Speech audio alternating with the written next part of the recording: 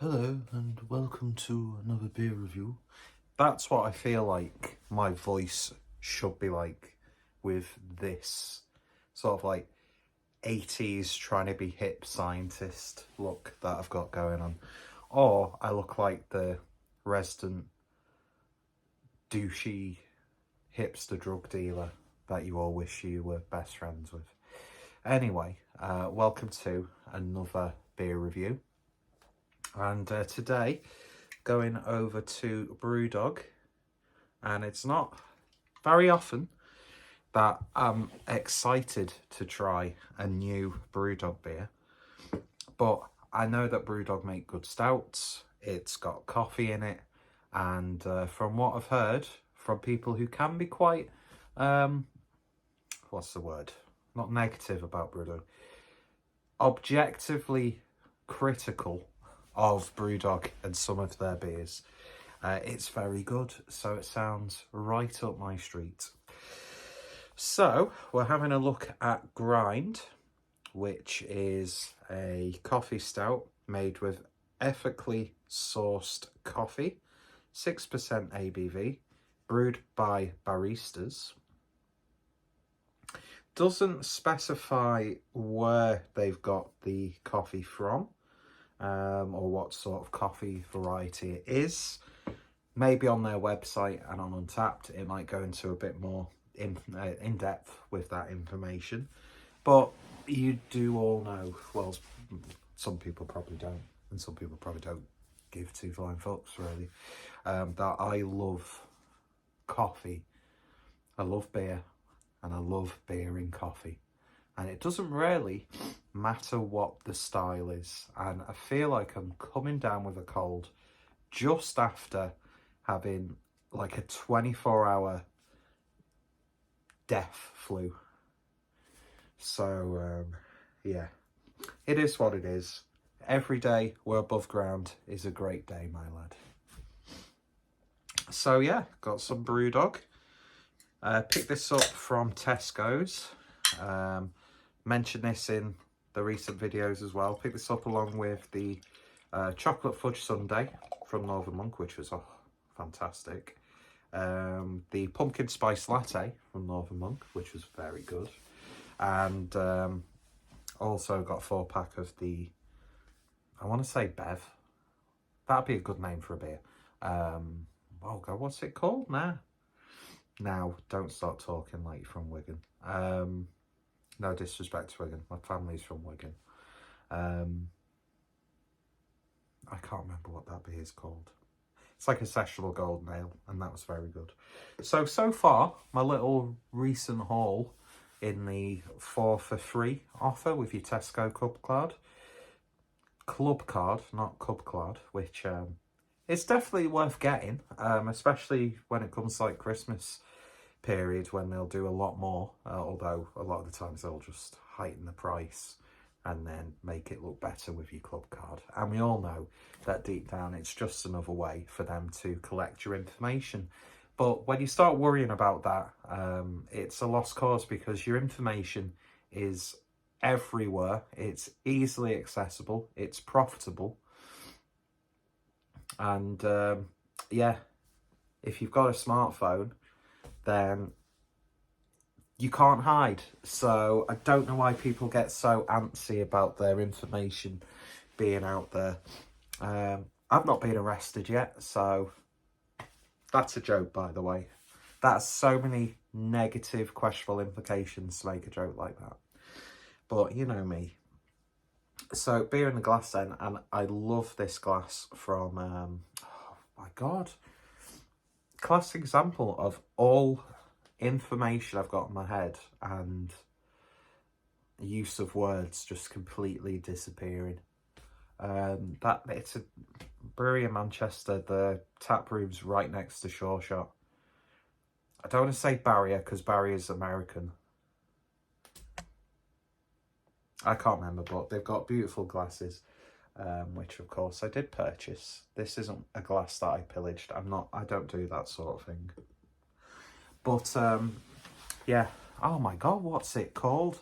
The only problem I had with it was they are primarily like a sour mixed firm, wild sort of brewery. So, not my thing at all.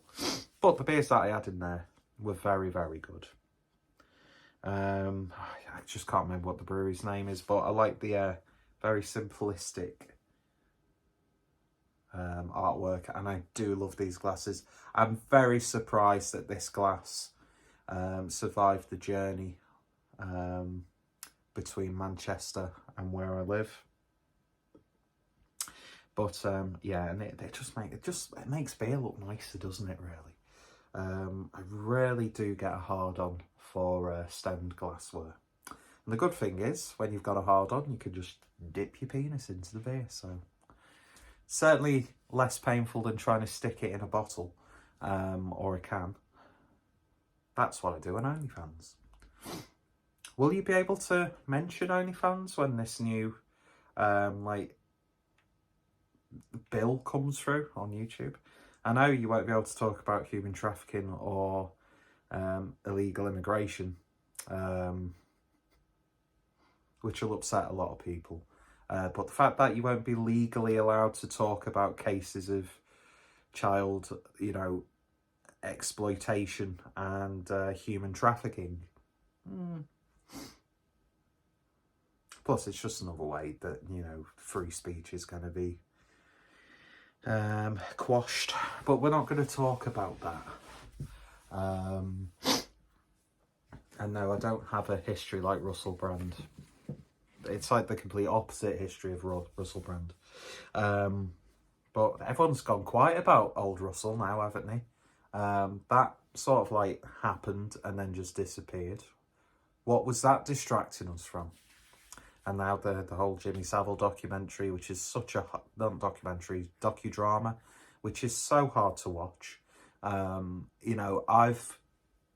If you were ever a subscriber to my film review channel, I was like reviewing extreme Japanese porn, which included like vomit and feces and Genki Genki Volume 1, which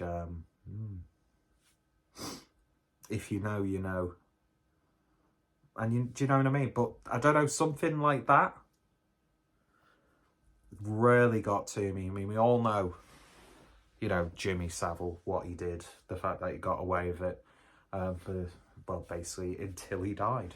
And, we've all seen the documentaries over the years since his death.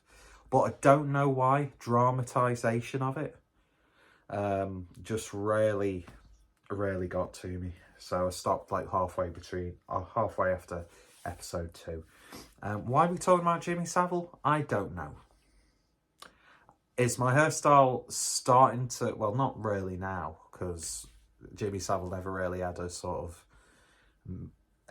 past it, emo sort of hairstyle, which this is very much approaching. Although my beard, I'm very proud of how my beard's actually come along. It looks much better in this sort of like dramatic top-down lighting.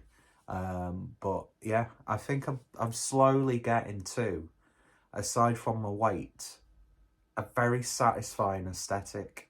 And I think that all plays a part in the existential crisis that I'm going through, and also my quarter-life crisis that I'm going through.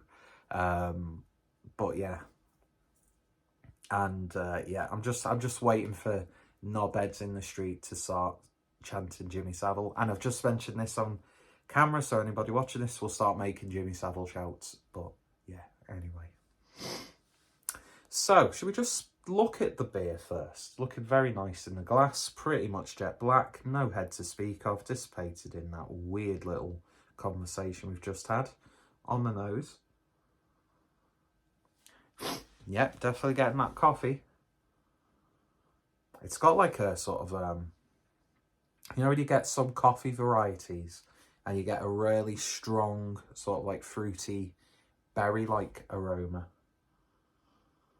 Or maybe that could be coming from the yeast strain, which can sometimes impart those sort of like cherry-like aromas, which are just awful in beer for me. If you want a cherry smell in beer, put like puree or cherries or whatever. Don't use a yeast strain that's affected the beer and then say, oh yeah, we totally meant to go for like that berry flow. It's like gatto. It's like a gatto. It's like, no, it's just you brewed the beer, it didn't work out. It's still consumable, but you've just relabeled it. But yeah, definitely getting that like almost like smoky aroma coming from this. Nice roasted malt profile. As I said, Brewdog tend to make really good stouts. I suppose it's more like those commercial hoppy beers, which have got to cater to a wider audience. You know, you're always going to scrimp on those sorts of styles. Although I'm quite interested to try that new session beer that they've done. But we'll see. I don't really have the best relationship with hoppier Brewdog beers. Not to say all of them are bad, and I'm not here to bash on Brewdog, because I still frequent their bars, mainly for the guest lists. Guest taps, I'm never on a guest list. God, I couldn't even get on a guest list to the Kit Kat Club, which I think is actually quite an exclusive questionable nightclub in Germany, isn't it? Or used to be. I'm not sure if the Kit Kat Club still exists. It's just fun to say the Kit Kat Club, the Kit Kat Club, the Kit Kat Club. If you can speak properly, unlike me. And yes, I am sat on the floor like a little bitch. But yeah, nice and earthy. It's got a fragrant coffee aroma, I would say. Smelling very, very nice indeed. So without any further ado, let's give it a taste. Cheers, folks.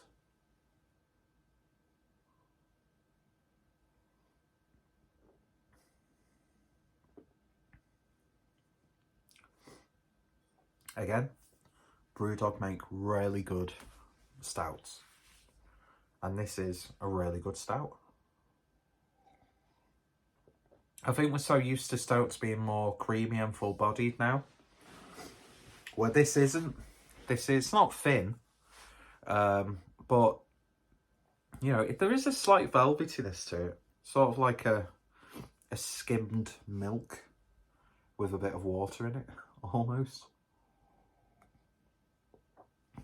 That sort of came across as a thinly veiled Diss, which is not.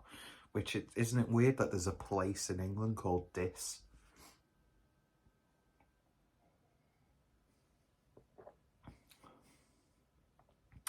Got a very subtle licorice flavour coming through. Roasty, toasty malt tones. Has that slight blue riband. Other chocolate covered wafer biscuits are available. I think I'm going to be using this tasting note a lot. But have you seen in Lidl the bag? It's always like an XXL bag of like cheap biscuits covered in chocolate, and then you've got the wafer ones. Very common in like Germany. That's what it sort of reminds me of, like a slightly sweet wafer. I think it was a little bit harsh on the body. It is a little bit fuller when I really think about it. Coffee character is really nice. It doesn't come across as fruity as it did on the nose. Sort of reminds me of an unsweetened espresso, maybe. But maybe not as, you know, intense. A little bit of chocolate, as you would expect. It's not like the most full-flavoured coffee character. You know, it's not massively coffee forward. But the coffee flavour in there is very, very satisfying. And it's a very, very solid stout in general.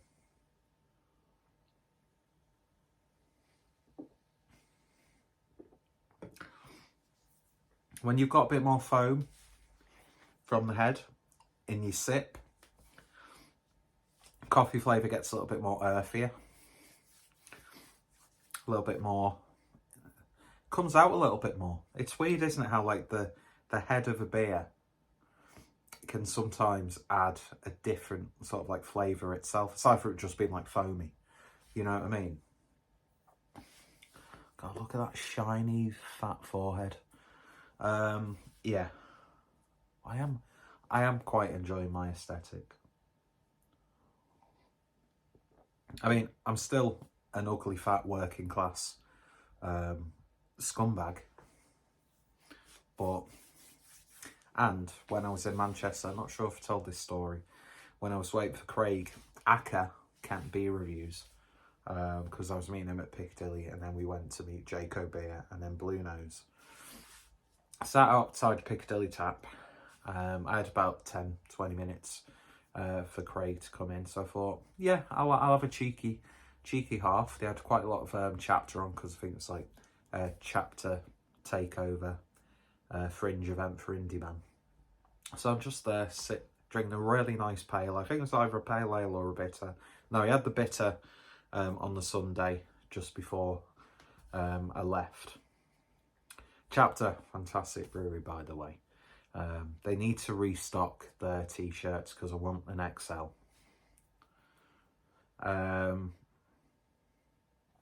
So I'm sat out there. You know, if you haven't been to Piccadilly Tap, obviously there's that seating area outside, and then on that like path going up to Piccadilly, don't do a dab. Up to Piccadilly train station, you've got those like big concrete slabs. So I thought, do you know what? I'll stretch my legs. I'll sit on there.